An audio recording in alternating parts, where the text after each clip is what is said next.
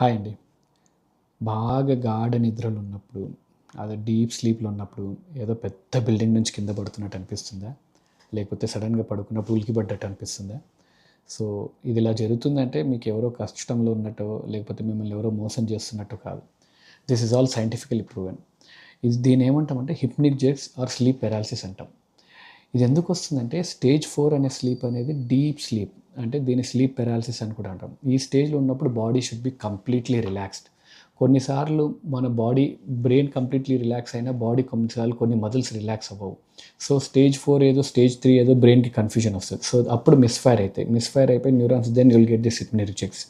ఇది కాకుండా ఇంకొక ఏన్షియంట్ థియరీ ఏందంటే కోతులు, కోతులు చెట్ల మీద పడుకున్నప్పుడు కింద పడిపోకుండా ఉండడానికి దీని ప్రిమిటివ్ రిఫ్లెక్సెస్ డెవలప్ చేసుకున్నారు. కంప్లీట్‌లీ రిలాక్స్ అయినప్పుడు కింద పడిపోకుండా ఉండడానికి దీని ప్రిమిటివ్ రిఫ్లెక్సెస్ లాగా హిప్నిక్ జెర్క్స్ డెవలప్ అయ్యాయని కూడా ఇంకొక థియరీ ఉంది.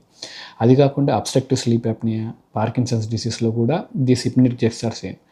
Apart from this one how to వేరే యాంగ్జైటీ, ఫెటిగ్ ఎక్కువ స్ట్రెస్ ఉన్నా then you will see this hypnic jerks. So, to avoid this one, maintain a good sleep cycle, avoid stress, avoid anxiety, and more importantly మిమ్మల్ని ఎవరు మోసం చేయరు.